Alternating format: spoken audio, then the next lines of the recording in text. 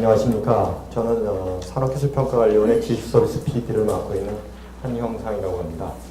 작년부터 제가 그 미래성장동력 가상훈련 시스템 사업단장을 좀 겸하고 있습니다. 앞에서 그 미래부나 문체부가 이제 가상현실 기술이라는 공통분모에 대해서 많이 설명을 하셨고, 또 시간이 경과한 경계로 저는 공통분모에 대한 것을 생략하고 저희가 무엇을 하는지 그 중심으로 간략히 설명을 드리도록 하겠습니다. 가상훈련이 뭐냐 하면 사실 뭐 설명이 필요는 없을 것 같은데요. 골자는 뭐냐면은 실제로 재현하기도 어렵고 위험하고 또 비용이 많이 드는 그런 산업훈련을 가상 환경에서 안전하고 경제적으로 효과적으로 훈련할 수 있는 시스템이다. 얘기가 상당히 심플할 것 같은데요. 예를 들면은 원자력 발전소에서 노심용해 이런 일은 있어서도 안 되고 만들기도 어렵겠지만은 가상 환경에서는 얼마든지 우리가 할 수 있겠죠.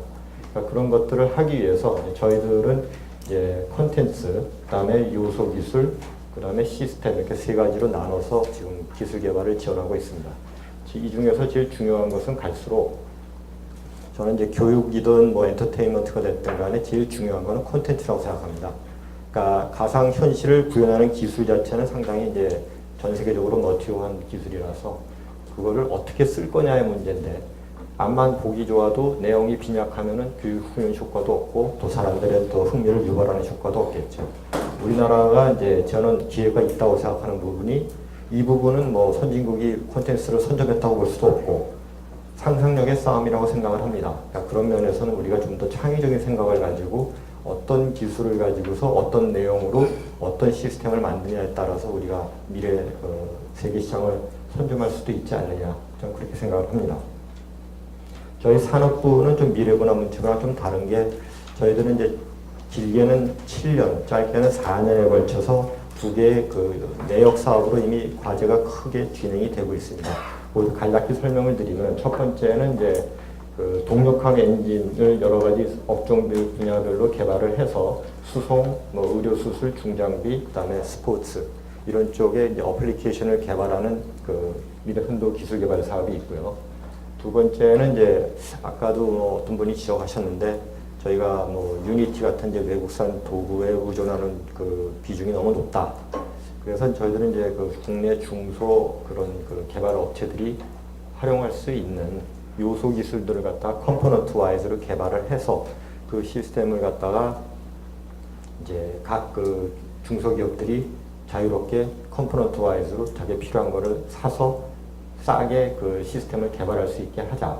그런 관점에서 이제 코어 엔진과 또 개발 환경 이런 것들을 개발하는 그 프로젝트를 진행하고 있고요. 그러니까 그것을 좀 더 큰 틀에서 보시면은 이제 이런 그림이 되겠습니다.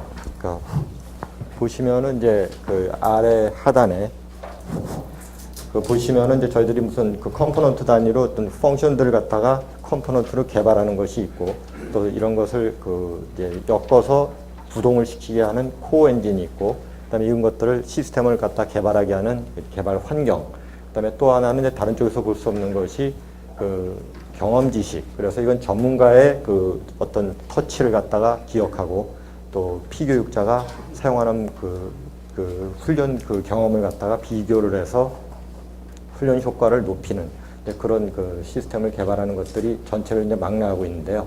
여기는 이제 궁극적으로는 저희들이 개발이 되면은 이걸 마켓플레이스에 올려서 그 제3, 제4의 또 그 개발자들이 자기들이 올린 엔진들을 갖다 같이 여기서 공유하고 경쟁을 통해서 자연스럽게 시장 경쟁의 원리에 의해서 또 도태될 놈은 도태되고 또 개발될 놈은 개발되고 이런 식으로 갈 생각을 갖고 있습니다. 궁극적으로는 여기 유니티 같은 외국산 도구들도 여기다 같이 컴포넌트 와이드로 올려서 공정하게 경쟁을 통해서 국산 도구의 또 품질을 올리겠다, 이런 생각을 가지고 있습니다. 현재 저희들이 진행하고 있는 사업을 잠깐 소개를 드리면은, 첫 번째는 이제 저희가 금년 상반기에 이 가상훈련 시스템 산업의 실태조사를 진행했습니다. 아마 여기 계신 기업 중에도 일부는 이 실태조사에 좀 그 통계 조사하는데 포함이 된 기업도 있을 텐데, 저희들이 우선 도대체 국내 이 생태계 현황이 어떤지를 알아야 정책적으로 좀 지원할 수 있는 방향을 잡는 거 아니냐, 그런 관점에서 여러 가지 저희들이 그 주요 기술, 제품, 업체의 어떤 규모 등등에 대해서 통계 조사를 1차 실시했고요.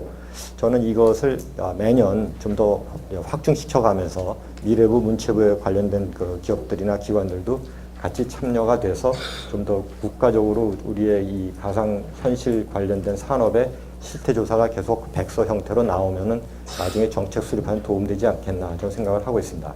그 다음에 이 그 실태조사를 근거로 해서 저희들은 산업부 차원에서 종합 육성 계획을 갖다 수립하고 있고요. 거기에는 이제 R&D, 인력 양성, 시장 조성, 또 환경 조성, 제도 개선 이런 내용들을 담고 있습니다.